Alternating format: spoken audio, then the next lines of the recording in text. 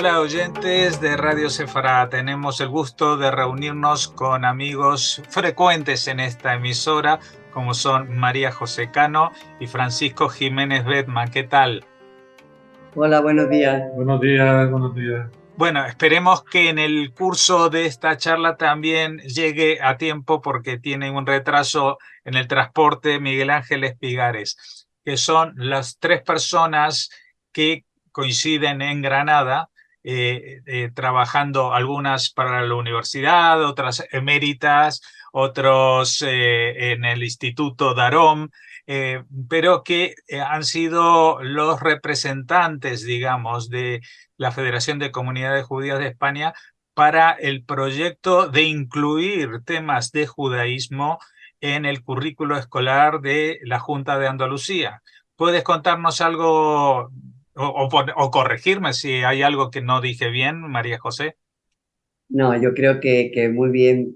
Bueno, yo no soy todavía emérita y creo Ah, que no voy a perdón, pedir ¿ves? emérita. Ya primera Me fallo. voy a jubilar y entonces seguiré trabajando en la cátedra Melilla Separada desde el Instituto Daron, que soy también miembro. Pero bueno, ahora mismo estoy en activo, soy catedrática en activo hasta el final de curso. Bueno, en realidad es cierto todo lo que has dicho. Nosotros somos un equipo formado por mí, aburro adelante para que no se espante, porque realmente eh, yo coordino y ellos trabajan. Entonces, Francisco Jiménez Bedma y Miguel Ángel Espinosa Villegas. Entonces, esto fue realmente un encargo que directamente, nosotros le habíamos planteado un poco la cuestión a Isaac Benzaquén y el presidente de la federación, y él la verdad es que tenía mucho interés en que se hiciera, en intentar conseguir eso, que se incluyeran temáticas de judaísmo en diferentes aspectos y niveles en los sistemas de educación. Entonces, Isaac, yo creo que el equipo es de cuatro, porque la CIDA ha estado constantemente siguiendo todo el proceso, incluso cuando hacíamos borradores, se lo pasábamos, y creo que, bueno, hemos trabajado muy bien y muy a gusto. Bueno, en este momento, pues se ha dado a conocer como que esa propuesta va para adelante. ¿En qué consiste y a partir de cuándo se haría efectiva? Porque me imagino que es un proceso complejo. Creo que por ahí estáis sonriendo, que quiere decir que ya ha llegado alguien. Haya llegado el tercero. Ha llegado el tercero, que no es en discordia, sino en concordia. Así que, bueno, explícanos un poco, porque digo, es un proceso que hay que incluirlo, entre otras cosas, que los profesores sepan lo que tienen que enseñar. Sí, Que los sí. libros también reflejen, los libros de estudio también reflejen esto, que haya un acomodo dentro del calendario escolar, etcétera, etcétera. Es complejo, ¿no? Sí, bueno, en principio yo quería, y luego le voy a pasar la palabra a mis colegas que ellos han trabajado sobre eso y pueden explicarlo mejor que yo. Y yo creo que ahora mismo hemos pasado casi un año, ¿no? Trabajando y en este proceso, y ahora mismo ya ha salido en Boja, en el boletín oficial de la Junta de Andalucía, luego ya es de obligado cumplimiento para todos los centros educativos andaluces. Esto es lo que realmente ha sido un gran logro. También aquí es cierto que, aunque ya no está, hay que reconocer el interés que tomó también, era consejero de Educación, Javier Improda, paz descanse, y a mí me gusta reconocer su actitud receptiva desde el principio, luego ya falleció, pero se consolidó.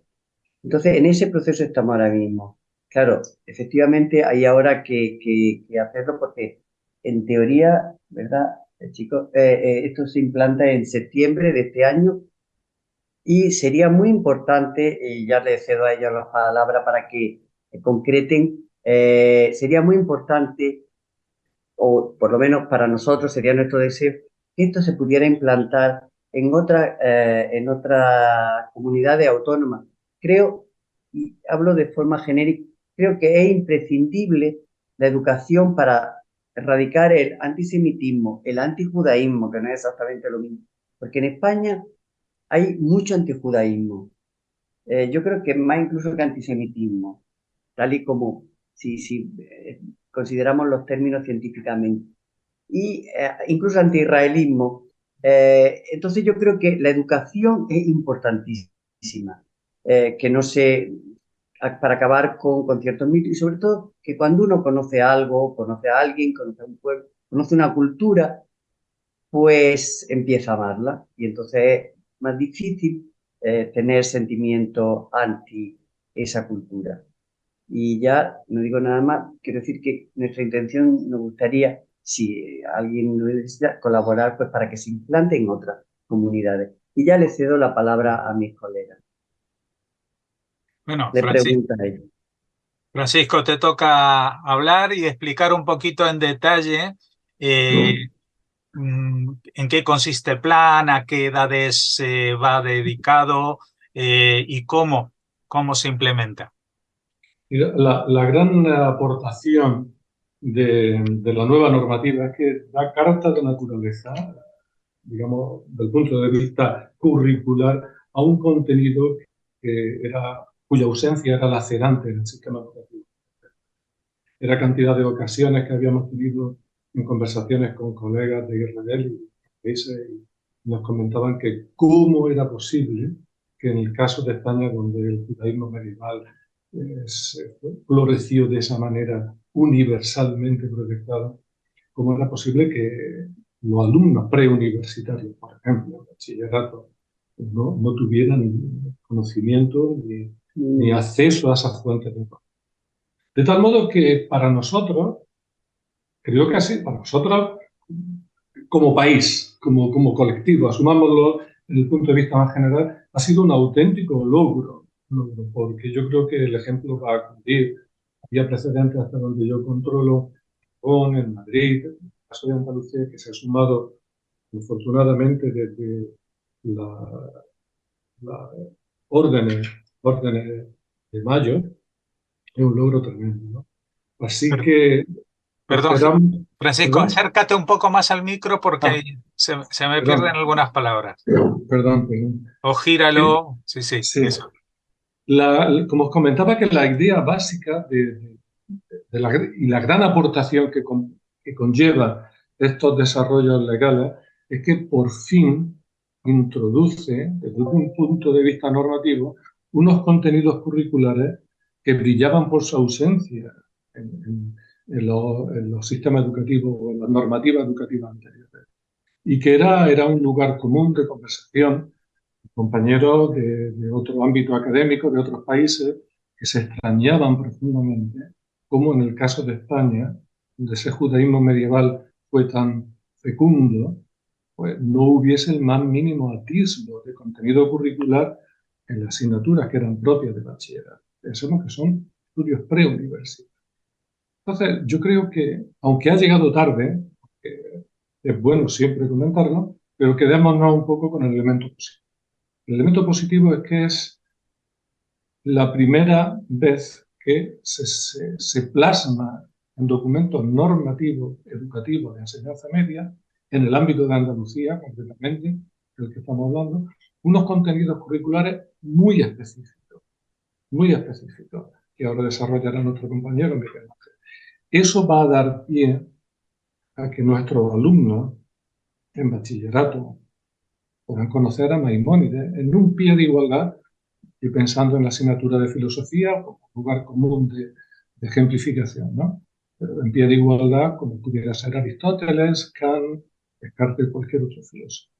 Creo que el avance es tremendo y lo que corresponde ahora todo es una labor digamos, de equipo, labor de desarrollo de materiales curriculares, unos desarrollos que tienen que estar plenamente adaptados a los requerimientos metodológicos y didácticos propios de enseñanza secundaria, y ahí es donde aparecen los nuevos retos, porque sin duda van a ser abordados con toda la ilusión y con toda la garantía. Bueno, y para ese desarrollo curricular más detallado, ¿vosotros habéis hecho algún borrador de recomendaciones o esto ya queda en manos de las propias consejerías de educación de la Junta de Andalucía o no sé de quién. Si quieres contestar tú o si quiere contestar Miguel Ángel. Contestamos al limón. Sí. La idea básica es nosotros como equipo hacer, digamos, las propuestas de contenido.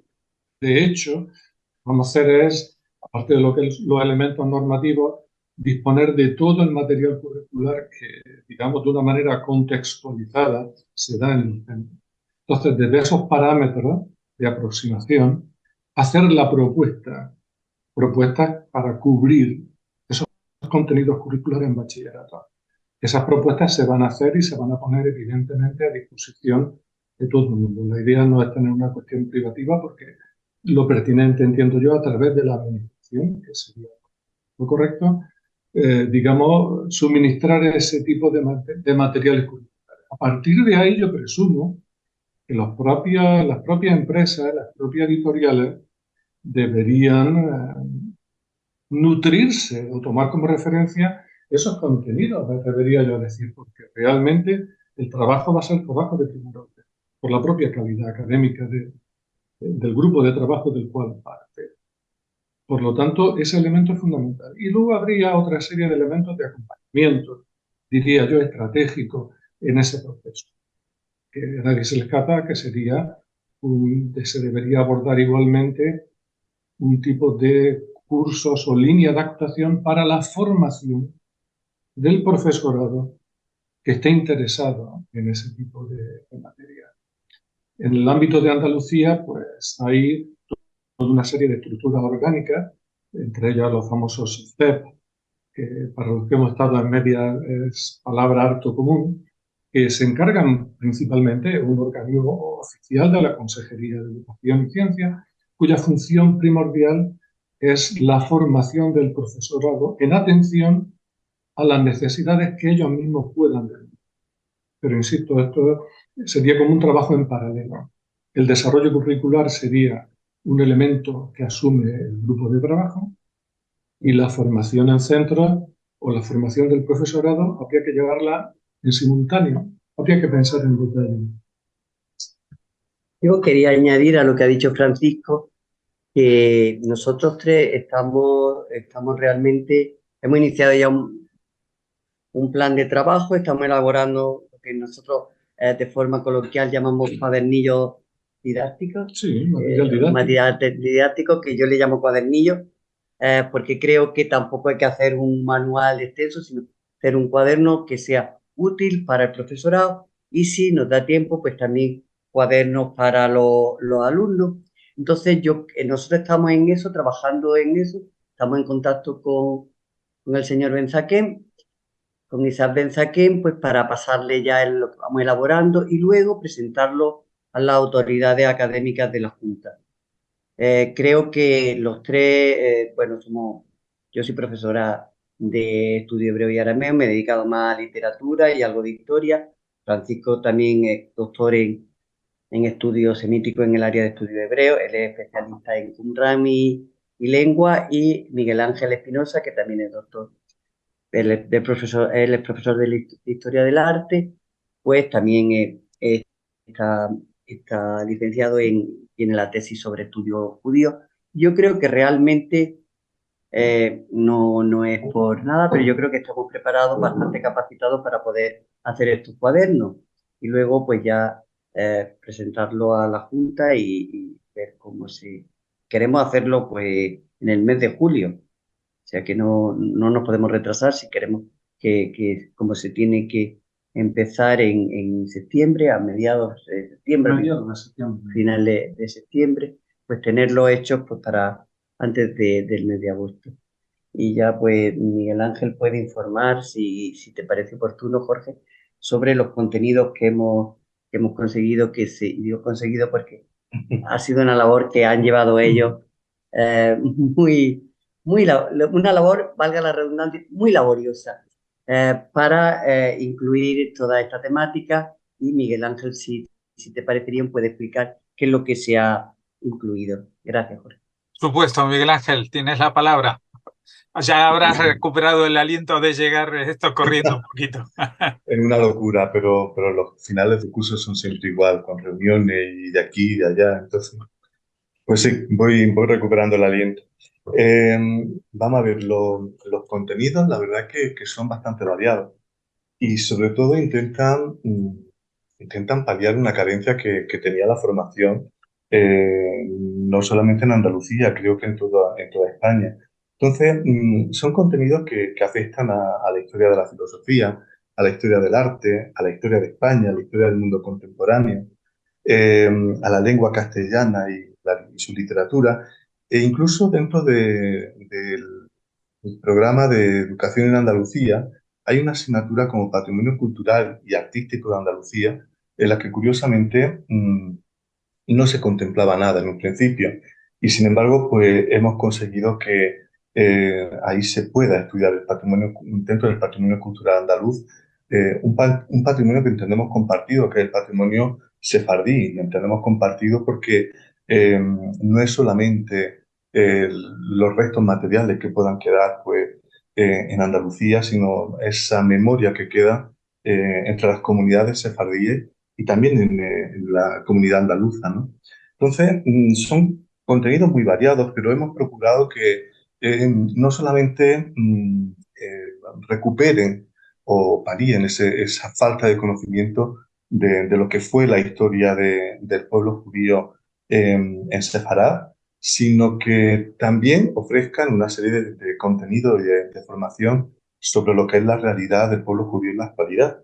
Entonces, nos dedicamos, por ejemplo, a analizar temas que tienen que ver con el Holocausto y además desde puntos de vista muy variados. Por ejemplo, yo que soy historiador del arte, eh, creo que se puede dar se puede estudiar el Holocausto desde cómo se plasma las imágenes, cómo se museifica, es decir, cómo toda esta historia realmente se ofrece a la comunidad a través de medios de difusión como puede ser un museo. Por supuesto, no solamente estos temas que afectan al pueblo judío en el mundo contemporáneo, como puede ser también el conflicto en Israel, el conflicto de Palestina e Israel, sino contenidos muy, muy específicos, pues antes hablaba de Maimónides, pero es que es verdad, en el programa de formación de filosofía, pues se pasa revista a todos los grandes filósofos europeos y sin embargo Maimónides o Gavirol se nos quedaban fuera del programa. Entonces era muy importante que se hiciese alusión por lo menos a este tipo de personajes, a este tipo de contenidos que forman parte de nuestra historia. ¿No? Yo creo que cuando hemos trabajado en este grupo lo que hemos pretendido no es que sea una recuperación forzada, sino que se intente evidenciar que forma parte de lo que es España, forma parte de nuestra cultura, no es nada que nos sea ajeno, no es que estemos intentando meter estos contenidos con un calzador, en absoluto. Son contenidos naturales que desgraciadamente faltaban en los programas de estudio. A veces da la sensación de que este trabajo de incorporar los temas de la presencia judía en España se topan con cuestiones que tienen que ver con la nueva estructura, o sea, la estructura de esta España autonómica en la cual las atribuciones de educación están delegadas y dispersas en cada una de las comunidades y que me imagino que este mismo trabajo lo van a emprender quizás otras personas en su propia comunidad desde cero. La pregunta es, ¿se podría hacer o convendría hacer una especie de manual para que todas aquellas comunidades autónomas que empiecen este camino recuperen esta experiencia vuestra? Yo sé que también han habido propuestas similares, por ejemplo, en la comunidad autónoma de Aragón, no sé si en otras En Madrid. en Madrid se ha dicho, pero todavía no se ha puesto en práctica en las escuelas. Es decir, hay esta necesidad no es una necesidad específica de Andalucía o de Madrid o de Murcia o de Asturias. Es una necesidad de toda España porque incluso España y Portugal formaban esta unidad de Sefarad cuando, digamos, los judíos vivieron en la Edad Media, ¿no? ¿Qué se podría hacer para facilitar que tanto las autoridades como los ministerios o las consejerías de educación avanzasen un poquito más rápido en este proceso? Suelto la pregunta, el que quiera me la contesta. Bueno, yo voy a contestar a esta pregunta. Yo creo que tú has planteado dos cuestiones. Una, si he entendido yo que si el material, se podría hacer un material didáctico común. Yo creo que en general, pues sí. Nosotros lo que vamos a hacer realmente es sobre la cultura, bueno, en concreto, por ejemplo, no abordamos la cuestión de autores catalanes, vamos, yo estoy pensando más en literatura, pero lo que es la cultura en sí, prácticamente general. Entonces luego tenemos aspectos muy concretos del judaísmo andaluz, porque Andalucía era todo, prácticamente. Y respecto a cómo pienso yo, y yo creo que los tres estamos de acuerdo, si no me corregí, yo creo que a mí no me parece mal lo de la autonomía, porque creo que es más fácil que se vaya aprobando por autonomía y no que se aprobara una norma de ámbito nacional. Me parece que sería mucho más difícil. Porque ahí en Andalucía, bueno, el caso nuestro de Andalucía, pues se ha podido ir haciendo, pues porque el gobierno era favorable a esto. Imagino que lo mismo puede pasar en otra autonomía. Y no creo que dependa del signo político, sino de la actitud de los políticos. No del partido, sino de la actitud de los políticos. Pero en fin, y yo creo que se puede hacer por autonomía, de cierta manera, es más fácil. Y creo que el proceso es el mismo que hemos seguido nosotros, es reunirse con las personas de las diferentes consejerías, o como se llame, según la lengua autónoma, y, y ir elaborando y planteando necesidades de incluir, según el esquema general. Nosotros hemos trabajado, y ellos te lo pueden decir mejor, hemos trabajado sobre las propuestas nacionales.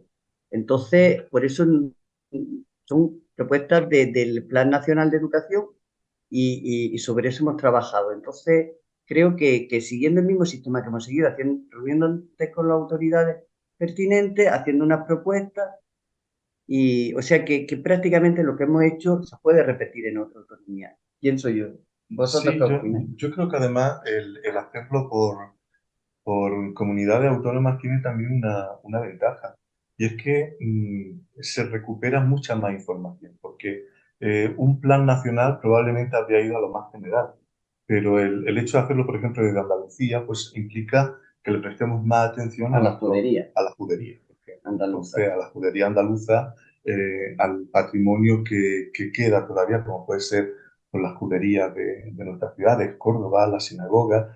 Pero claro, hacerlo desde un plan general probablemente habría significado que determinado conocimiento, determinada información hubiese quedado soterrada, con lo cual yo creo que es mucho más enriquecedor de esa manera. Ahora, creo que el trabajo es el mismo, con lo cual es muy fácil hacer puestas en común entre todas las comunidades. Porque, por ejemplo, sí, un ejemplo, la comunidad de las Islas Baleares, pues quisiera abordarlo, pues hay que tratar el tema de los chuetas, que a nosotros no es que no nos interese, pero realmente afecta mucho menos, o no afecta nada a Andalucía, ¿no? Que no el tema de los conversos, pero bueno, es que no se puede meter todo. Yo creo que es un gran paso y luego ya se puede. Y luego, por ejemplo, pues Castilla-La Mancha tiene otra problemática, Castilla-León otra, en fin, que son diferentes. Concretamente, pero estaba pensando en las Tacanos de Valladolid, que a mí me parece un tema apasionante. Pues nosotros las Tacanos de Valladolid, pues no, aunque luego aparece en el mundo sefardí.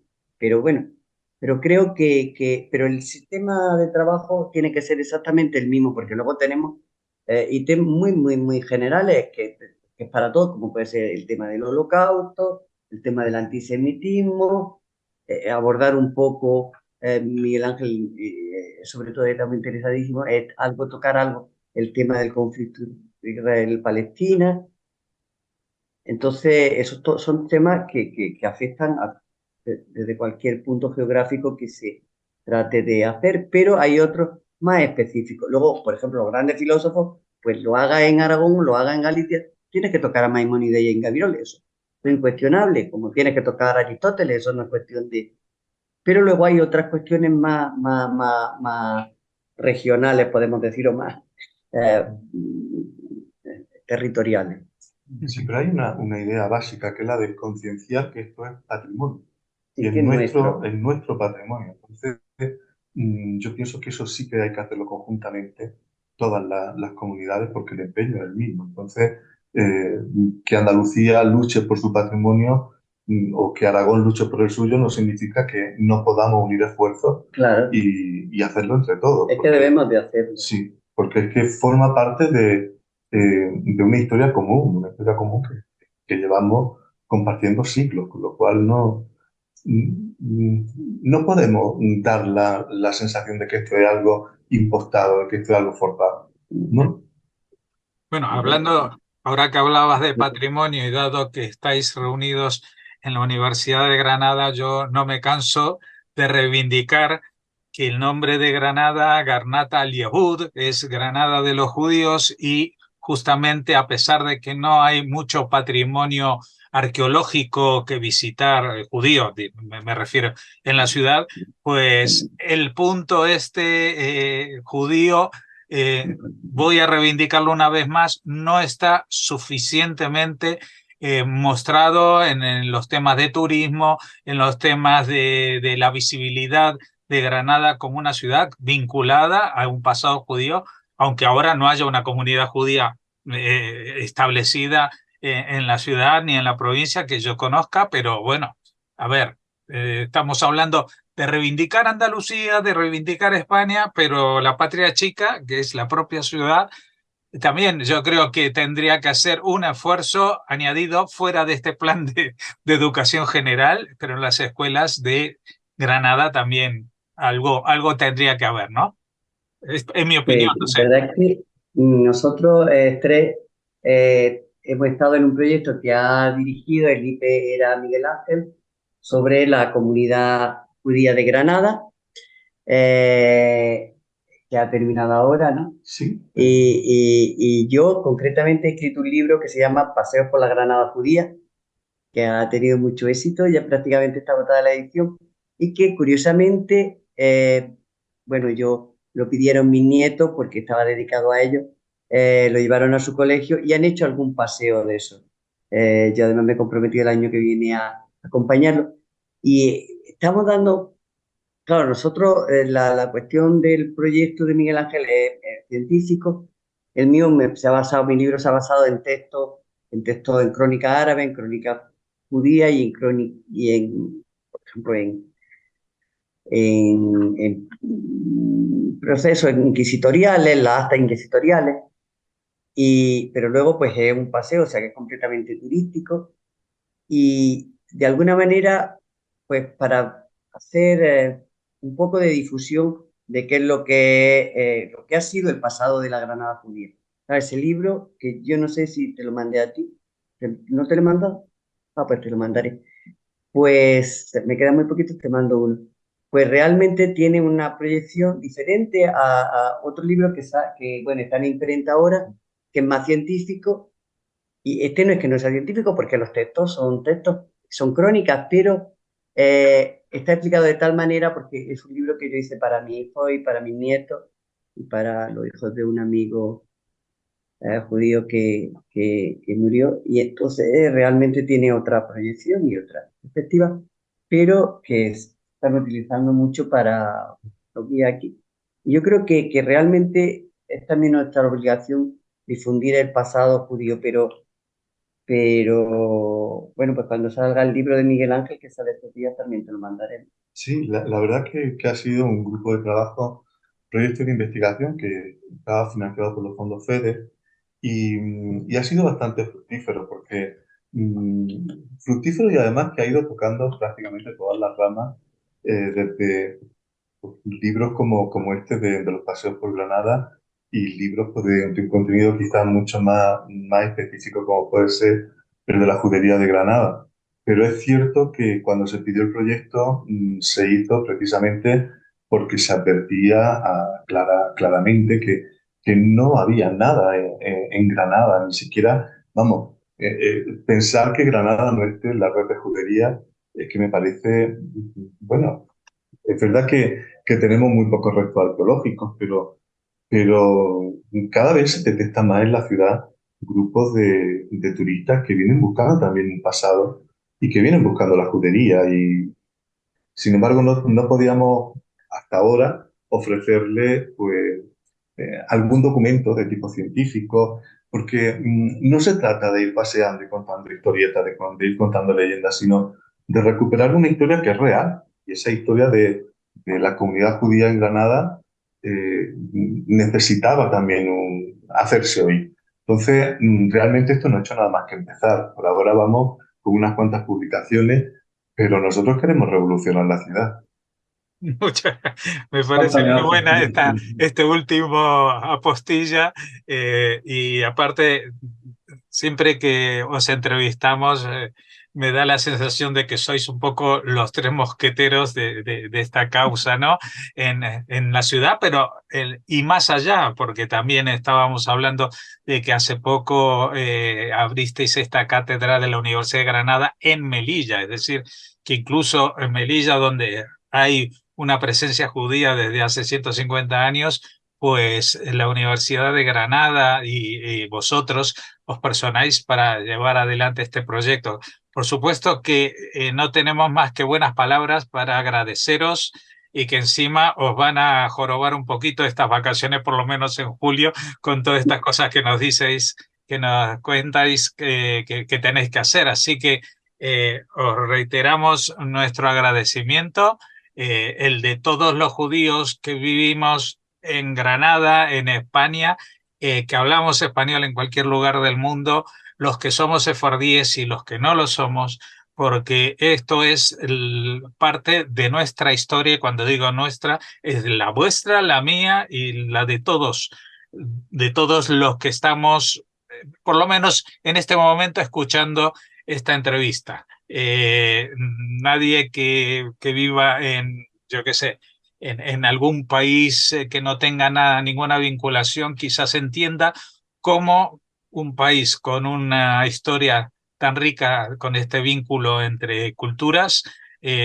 ha dejado de lado no solamente durante las épocas oscuras, sino también durante las épocas de claridad y de democracia que vivimos, al menos durante los últimos 50 años. Es decir, esto realmente ya es hora, ya ha llegado el momento de que los chicos, que los mayores, que los profesionales, que los profesores, que todo el mundo sepa de dónde están, de dónde vienen estas cosas que hay ahora en España, por ejemplo, y que los judíos sepan de dónde vienen muchas de las cosas que forman parte de su judaísmo, que también son de España.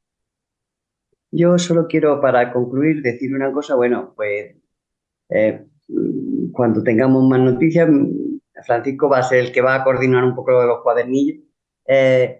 Y también dos cuestiones. Una es ofrecernos para que quien quiera, desde aquí, desde esta plataforma, que es Radio Separar, cualquiera que quiera que le ayudemos, pues le podemos ayudar, nosotros estamos dispuestos.